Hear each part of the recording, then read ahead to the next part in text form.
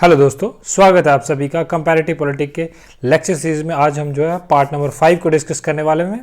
इस वीडियो में जो है हम कवर करने वाले हैं यूके, यूएसए और स्विट्जरलैंड के कॉन्स्टिट्यूशंस के ऊपर जो है एमसीक्यूज को कवर करने वाले हैं। तो इंपॉर्टेंट टॉपिक है कंपैरेटिव पॉलिटिक्स में, यूजीसी नेट के सिलेबस में, कॉन्स्टिट्यूशनल एंड कॉन्स्टिट्यूशनलिज्म। तो इसको हम डिटेल में कवर करने वाले हैं एमसीक्यूज की फॉर्म में। तो बने रहिए वीडियो के अंत तक।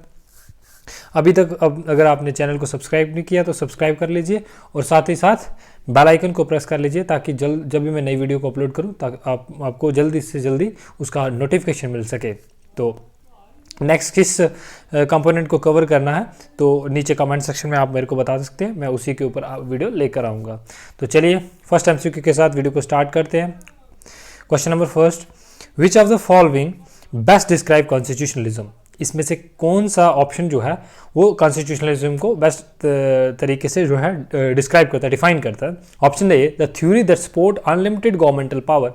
क्या कॉन्स्टिट्यूशनल का मतलब है वो वाली थ्योरी, the theory that supports unlimited governmental power, जहाँ पे अनलिमिटेड गवर्नमेंट पावर होती है। B, the belief in the limited government power by a written constitution, एक रिटन कॉन्स्टिट्यूशन होता है जिसके द्वारा गवर्नमेंट को लिमिटाइज किया जाता है। C, the idea that the constitution should be flexible and adaptable, या फिर ऐसा आइडिया जहाँ पे कॉन्स्टिट्यूशन शुड बी फ्लेक्सिबल और अडॉप्टेबल होना चाहिए। D, the concept that judiciary should have unlimited ultimate authority, ऐसा कॉन्सेप्ट जहाँ पे जुडिशरी जो है, जो न्यायपालिका, वो क्या अल्टीमेटली अल्टीमेट अथॉरिटी है, मतलब सभी डिसीजन उसी के द्वारा लिए जाएंगे अल्टीमेटली।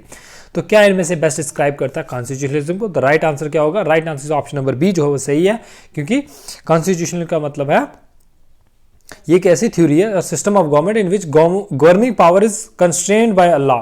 जो गवर्निंग पावर है उसको लिमिटाइज किया जाता है कुछ एक लॉज के द्वारा या फिर कॉन्स्टिट्यूशन के द्वारा, संविधान के द्वारा। It emphasize limiting government power to protect, यहाँ पे लिमिटिंग गवर्नमेंट का कंसेप्ट है ताकि जो सिटीजन्स के राइट्स और फ्रीडम्स को प्रोटेक्ट किया जा सके। Next question number second, what does the term rule of law mean in the context of constitutionalism. Constitutionalism के रूल ऑफ कॉन्टेक्स्ट में अगर देखें तो रूल ऑफ लॉ का क्या मतलब है? Option number A, laws must be followed by the people. B, government officials are above the laws. C, everyone including government official is subject to the law. या फिर D, the judiciary creates laws. तो इनमें से क्या option जो है वो सही होगा जो रूल ऑफ लॉ को डिफाइन करता है? तो अगर वीडियो की रफ्तार आपको ज़्यादा लग रही है, वीडियो को आप ऑप्शंस को पढ़िए, क्वेश्चन को पढ़िए, ऑप्शंस को पढ़ के आराम से उसको पास करके फिर आप जो है उस क्वेश्चन को अटेम्प्ट कर सकते हैं और बाद में अपना आंसर को चेक कर सकते हैं। तो इस तरीके से आपको पता चलेगा कि आपकी जो कितनी तैयारी है इस टॉपिक को लेकर। तो कौन सा ऑप्शन होगा right answer? Right answer is option number C जो है सही है, क्योंकि रूल ऑफ लॉ का मतलब है everyone including government official is subject, हर एक आदमी, हर एक सिटीजन या फिर गवर्नमेंट ऑफिशियल्स हैं, सभी क्या हैं लॉ के अंदर होने चाहिए, लॉ से बंधे होने चाहिए। जो भी वो डिसीजन लेंगे वो अकॉर्डिंग टू लॉ होने चाहिए। ठीक। The rule of mean the all individual and institution, जितने भी इंडिविजुअल्स हैं या फिर इंस्टीट्यूशन जैसे लेजिस्लेटिव, एग्जीक्यूटिव, जुडिशरी, सभी जो है फंक्शन करेंगे लॉ के अकॉर्डिंग, कॉन्स्टिट्यूशन के according, are accountable to the laws, are publicly promulgated, equally enforce and independent एडजुडिकेटेड।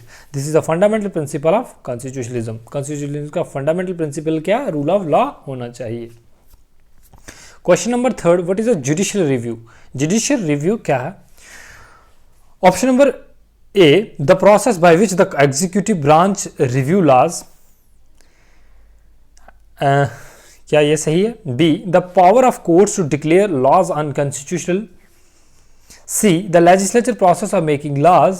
या D, the method of amending the constitution. इनमें से जुडिशियल रिव्यू का क्या है इनमें से? तो ये क्या है? जुडिशियल रिव्यू होता है, ये कोर्ट की एक पावर होती है टू डिक्लेयर लॉज अनकॉन्स्टिट्यूशनल। तो राइट आंसर क्या होगा? Right answer option number B जो है वो सही है। जुडिशरी के पावर, ये पास पावर होती है कि जो भी कानून बनाए गए लेजिस्लेचर के द्वारा उनको क्या कर सकती है? रिव्यू करके उनको, अगर वो कॉन्स्टिट्यूशन के हिसाब से नहीं लिए गए हैं कॉन्स्टिट्यूशन, तो उसके जो रूल्स एंड रेगुलेशन को नहीं फुलफिल करें तो उसको नल एंड वाइड डिक्लेयर कर सकते हैं। ठीक है, जे बोथ लेजिस्लेटिव और एग्जीक्यूटिव ब्रांच के जो है एक्शंस को इनवैलिड डिक्लेयर कर सकते हैं court if they are found to be unconstitutional. अगर वो अनकॉन्स्टिट्यूशनल है उनको डिक्लेयर कर सकते हैं। This ensure that all branches of government abide by the constitution. ये जुडिशियल रिव्यू का मेन मोटिव है कि हर एक ब्रांच जो है वो कॉन्स्टिट्यूशनल से बंधी होनी चाहिए, जो भी उसके डिसीजन है। Question number 4, which constitutional principle ensure that no single branch of government became too powerful?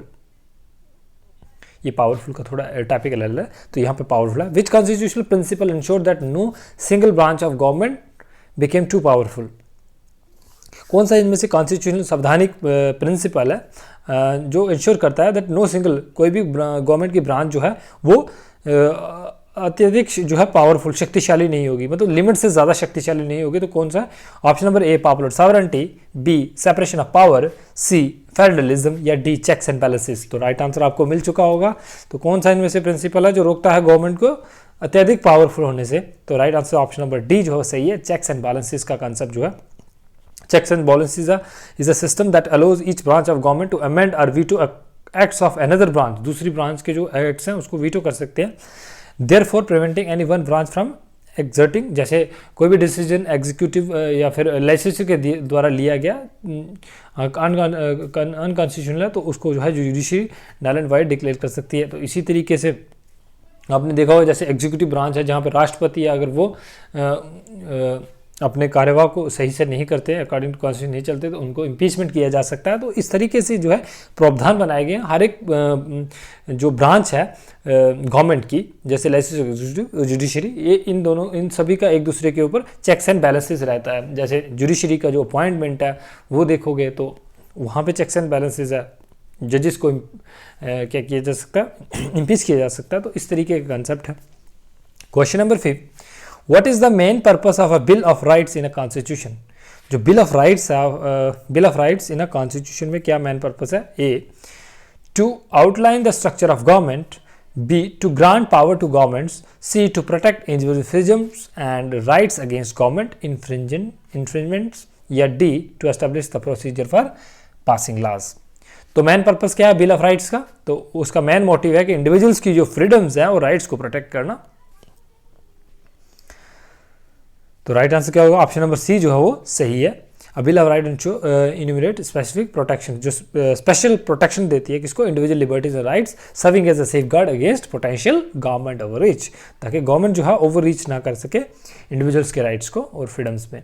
It ensure that certain fundamental principles are upheld and protected. जैसे कुछ एक फंडामेंटल प्रिंसिपल्स होते हैं, जैसे इंडियन कॉन्स्टिट्यूशन को अगर आप स्टडी करोगे यहाँ पे भी फंडामेंटल प्रिंसिपल है। यहाँ पे राइट टू इक्वालिटी है, फिर यहाँ पे राइट टू रिलीजन है, तो बाकी राइट्स भी हैं। तो ये फंडामेंटल राइट्स हैं, तो इनको सेफगार्ड करने के लिए स्पेशल प्रोविजन दिए गए हैं कॉन्स्टिट्यूशन में। तो बिल ऑफ राइट का मतलब यही है।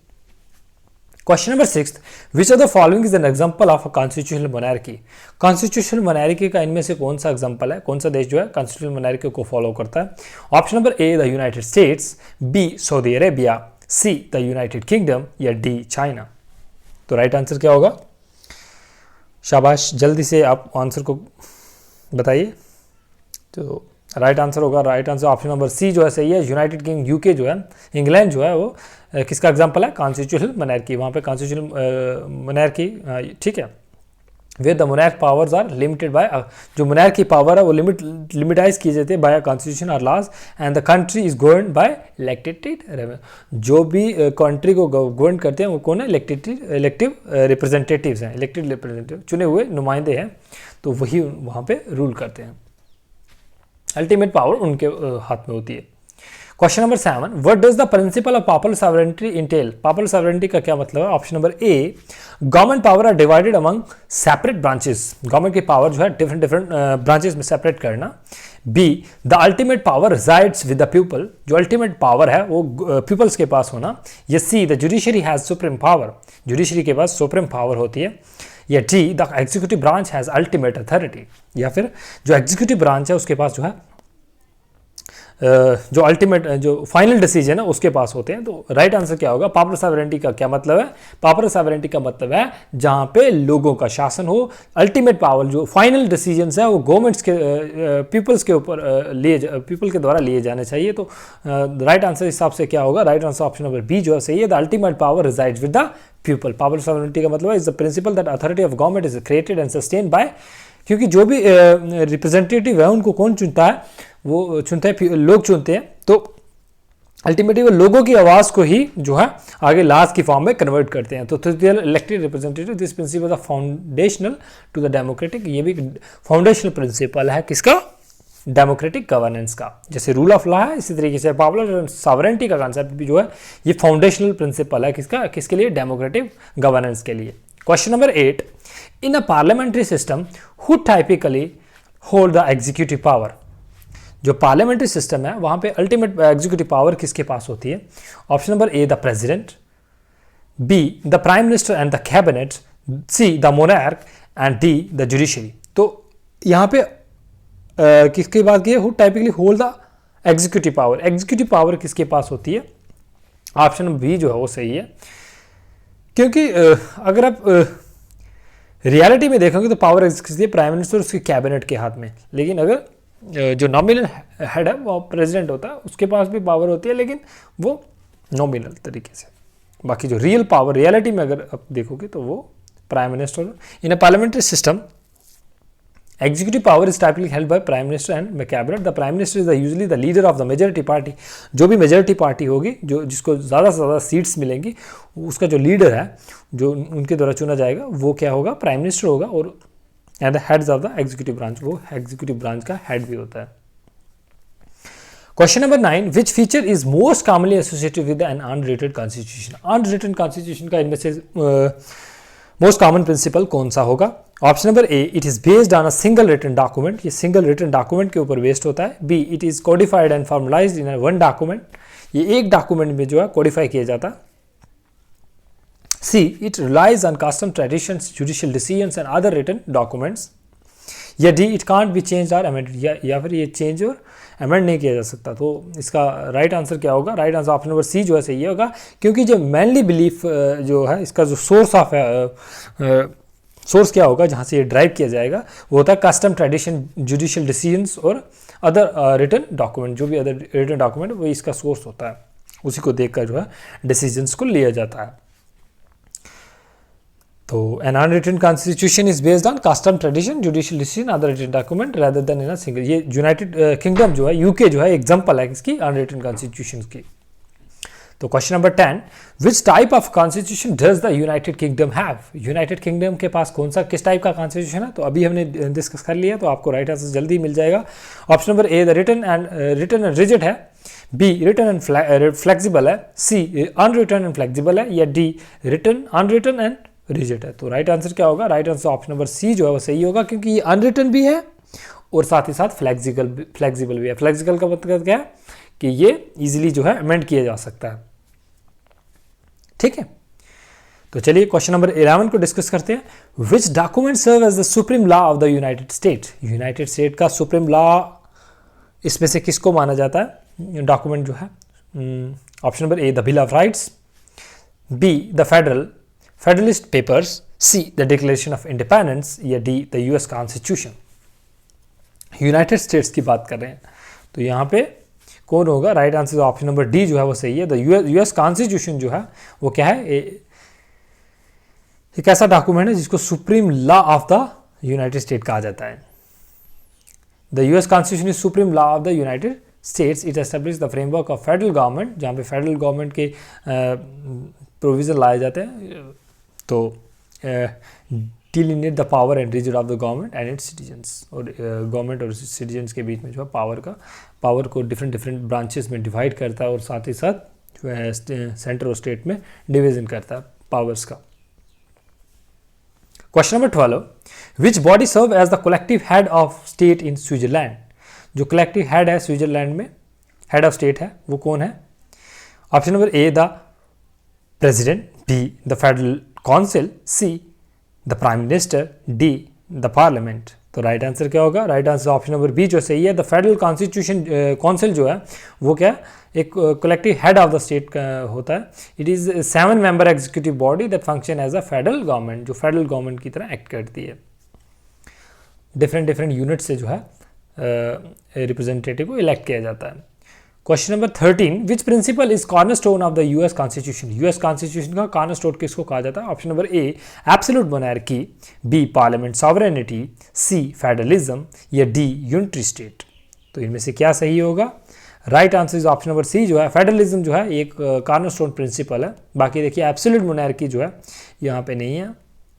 कॉन्स्टिट्यूशनल मोनार्की हालांकि जरूर है यूके में। तो पार्लियामेंट्री सॉवरेनिटी आप यूके में देखोगे, ठीक है।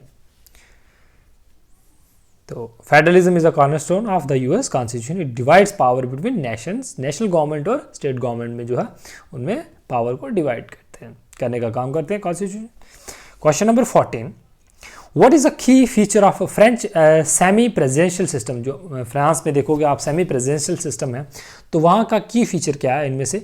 Option number A the president has no elective executive power. President के पास एग्जीक्यूटिव पावर नहीं होती है, तो ऐसा है नहीं है, कुछ एक पावर उनके हाथ में भी होती है।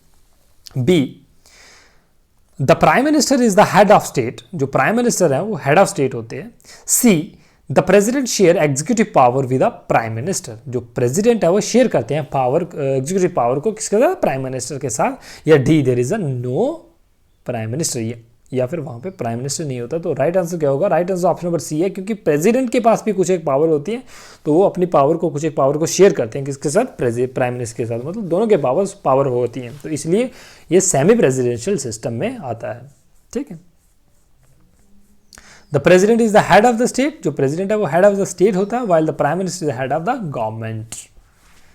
Question number 15, what mechanism allows Swiss citizens to propose amendment to the constitution? कौन सा मैकेनिज्म है इनमें से जहाँ पे स्विस सिटीजन जो है वो क्या कर सकते हैं? अमेंडमेंट्स को प्रपोज कर सकते हैं कॉन्स्टिट्यूशन में। तो option number A judicial review, B parliamentary initiative, C popular initiative या डी प्रेसिडेंशियल वीटो। तो राइट आंसर क्या होगा इनमें से? तो राइट आंसर होगा, right answer option number C जो है पॉपुलर इनिशिएटिव के द्वारा जो है क्या कर सकते हैं? वो कॉन्स्टिट्यूशन में अमेंडमेंट के लिए प्रपोजल को डाल सकते हैं। Swiss citizen can propose amendment to the constitution through popular initiative के द्वारा। This require collecting are certain number of signature to put the proposal to a national vote. National vote के लिए कुछ एक सिग्नेचर लोगों से करवाए जा सकते हैं, तो उसके बाद जो है कॉन्स्टिट्यूशन में जो है अमेंडमेंट का के लिए प्रपोज किया जा सकता है। Question number 16, which of the following describe the amendment process of the US constitution? US constitution की जो अमेंडमेंट प्रोसेस है वो क्या है? A a simple majority in Congress, B a 2/3 majority in both houses of Congress and rectification by 3/4 of the states, या C approval by the president, या D a national referendum. तो right answer क्या होगा? क्योंकि US constitution को amend करना एक rigid काम है, तो इसलिए कौन सा इनमें से ऑप्शन सही होगा? ऑप्शन नंबर बी जो सही है, क्योंकि 2/3 मेजॉरिटी चाहिए होती है कांग्रेस में, दोनों हाउस में, तो साथ ही साथ रेक्टिफिकेशन चाहिए होती है किसकी? 3/4 of the states. 3/4 of the states की भी रेक्टिफिकेशन यहाँ पे चाहिए होती है, तो इसलिए ये रिजिड देखिए इंडिया में भी इस टाइप के अमेंडमेंट को फॉलो किया जाता है, रूल्स को फॉलो किया जाता है, लेकिन कुछ एक जो है प्रोविजंस है जिनको चेंज करने के लिए फॉलो किया जाता है। जहाँ पे सेंटर स्टेट का रिलेशंस एग्जिस्ट करता है वहाँ पे जो है इस तरह का प्रोविज़न है। बाकी हालांकि वहाँ पे 2/3 मेजॉरिटी या सिंपल मेजॉरिटी को ही ज़्यादातर फॉलो किया जाता है, ठीक है। The amendment process of US constitution require 2/3 majority in both the houses of Congress, ratification by the 2/4 of the state legislature के द्वारा। Question number 17, which body in France has the authority to declare laws unconstitutional?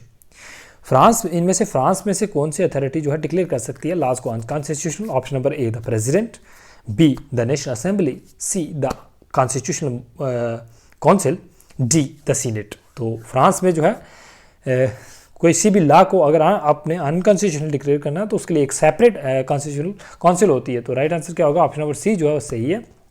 जैसे हमारे यहाँ पे जो parliament है वही जो है कॉन्स्टिट्यूशन को लॉज को जो है अनकॉन्स्टिट्यूशनल या फिर जुडिशरी डिक्लेयर करती है, ठीक है। या तो कॉन्स्टिट्यूशन में अमेंडमेंट करनी हो तो लेजिस्लेचर कर लेती है, पार्लियामेंट मतलब कहने का करते हैं। तो अगर उसमें से उसको अनकॉन्स्टिट्यूशनल डिक्लेयर करना, तो वो जुडिशरी के पास पावर होती है। Question number 18, which of the following is the key difference between the US and the UK constitution. US और यूके का कॉन्स्टिट्यूशन में क्या मेन डिफरेंस है? A, option number A, the US constitution is unwritten, the UK constitution is written, B, the US constitution is reserved, the UK constitution is flexible, C, the UK has a federal system, the US has a unitary system, या D, both have identical legislature process. तो उन दोनों में आपको पता है ये difference तो है। तो किस तरह का डिफरेंस है? आपको पता है कि यूएस का कॉन्स्टिट्यूशन जो है रिटन है, वाइल यूके का जो है वो अनरिटन है। तो पहली स्टेटमेंट तो गलत हो जाती है उस हिसाब से। यूएस का कॉन्स्टिट्यूशन रिजिड नहीं है, वो फ्लेक्सिबल है।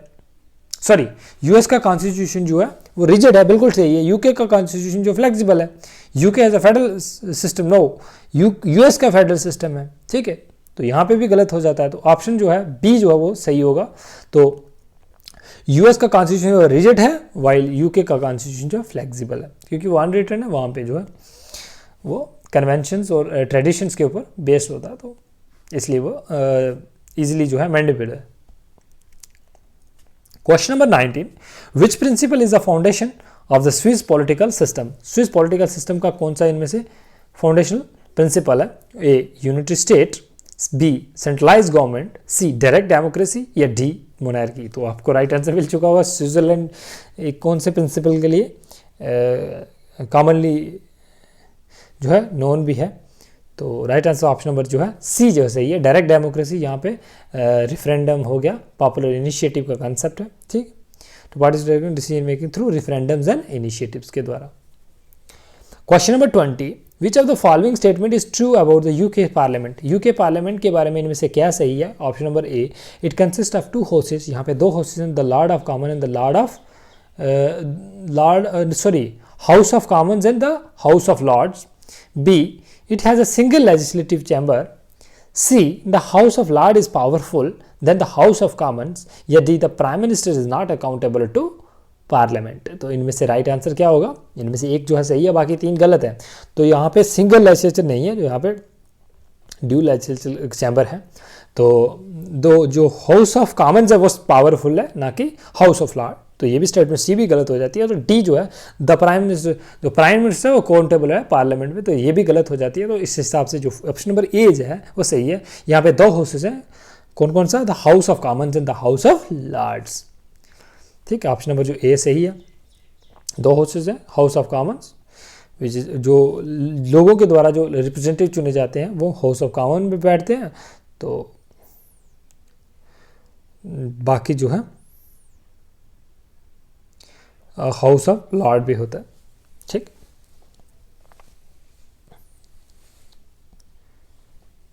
जो हाउस ऑफ लॉर्ड है वो अपर हाउस है।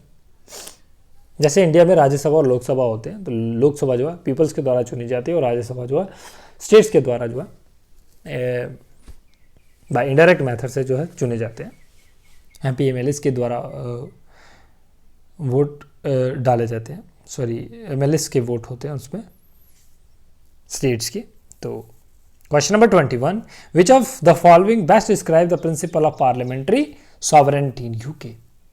यूके में जो है पार्लियामेंट्री सॉवरेनिटी है उसको बेस्ट डिस्क्राइब क्या करता है? इनमें से ऑप्शन कौन सा ऑप्शन सही होगा? A, the judiciary can overrule parliamentary decisions. UK की बात कर रहे हैं, judiciary can overrule parliamentary decisions.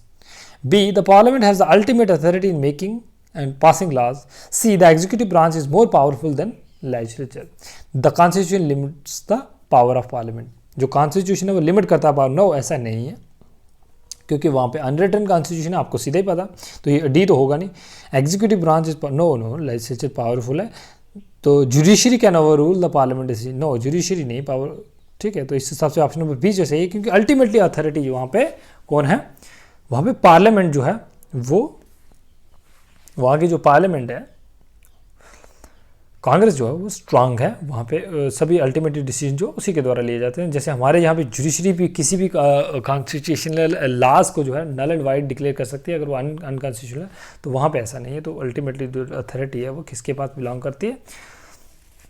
Parliament के पास। पार्लियामेंट्री सॉवरेनिटी है वहाँ पे। Means the parliament has ultimate authority in making and passing laws and its decision can be overridden by any other body, can't be can not be overridden by any other body, किसी दूसरी body के द्वारा उनके decisions को override नहीं किया जा सकता।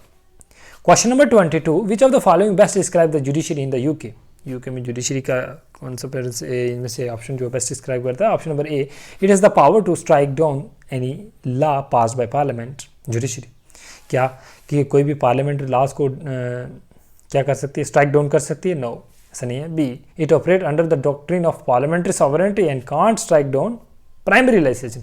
जो प्राइमरी लेजिस्लेशन, सेकेंडरी लेजिस्लेशन को हालांकि नल एंड वाइड डिक्लेयर कर सकती है, लेकिन प्राइमरी लेजिस्लेशन को वो नल एंड वाइड डिक्लेयर नहीं कर सकती। यहाँ पे भी कैटेगरी है लेजिस्लेशन की। तो C, it is independent and can overrule the executive branch. या D, it function as a legislative body. तो राइट आंसर क्या होगा? Right answer option number B जो सही है, क्योंकि ये पॉपुलर सॉवरेनिटी के कंसेप्ट पे ऊपर बेस है UK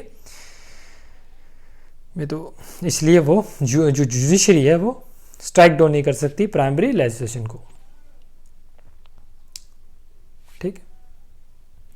question number 23, which body in USA has the power to confer judicial appointment. Judicial appointment USA में किसके द्वारा की जाती है?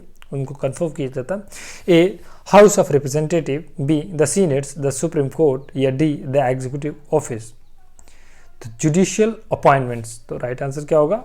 ऑप्शन नंबर बी, जो सीनेट है उसके द्वारा जो है जुडिशियल अपॉइंटमेंट्स की जाती है। Senate has the power to confer judicial appointment made by the president. जो प्रेसिडेंट के द्वारा अपॉइंटमेंट की जाती है उनको कंफर्म कौन करता है? सीनेट करती है, including appointment to the Supreme Court. Question number 24, which constitutional principle is demonstrated by the UK's unwritten constitution. UK unwritten, A, codification, B, judicial review, C, flexibility and evaluations, D, entrenchments. तो right answer क्या होगा? Right answer option number C जो है सही है। आपको पता है कि यूके का कॉन्स्टिट्यूशन फ्लेक्सिबल है, और फ्लेक्सिबिलिटी होने के कारण क्या होता है, वो जो है वो इवॉल्वेशन की उसमें बहुत ज़्यादा संभावना होती है। जिस हिसाब की डिमांड है उस हिसाब से अपने आप को डाल लेता है। The UK constitution unwritten constitution demonstrate flexibility and evolution allowing it adopt over time. जो समय की मांग होती है उस हिसाब से अपने को अडॉप्ट कर लेता है statutory convention and judicial decision को। Question number 25, which legislative body is known as the Congress in the United States. United State में कांग्रेस किसको कहा जाता है? Option number A, the house of Lords, B, the National Assembly, C, the Federal Assembly, D, the senate and House of Representative. तो right answer क्या होगा? Right answer option number D जो है सही है। द सीनेट और house of representative उसको collectively नाम दिया जाता है कांग्रेस का। ठीक है। The United state Congress bicameral association consisting of senate and the house of Lord. जो हाउस ऑफ रिप्रेजेंटेटिव है, सॉरी हाउस ऑफ लॉर्ड नहीं, house of representative. House of representative लोगों के द्वारा डायरेक्टली चुना जाता है, और सीनेट जो है जो राज्यों से के द्वारा अपने नुमाइंदे भेजे जाते हैं। जैसे हमारे जहाँ राज्यसभा में भेजे जाते हैं, इस तरह से वहाँ सीनेट में भेजे जाते हैं। तो ये आज का लास्ट क्वेश्चन था। आई होप वीडियो आपको अच्छी लगी होगी। कैसी लगी वीडियो कमेंट सेक्शन में जरूर बताएं, और वीडियो को लाइक, शेयर और चैनल को सब्सक्राइब जरूर कीजिए। Thanks for watching.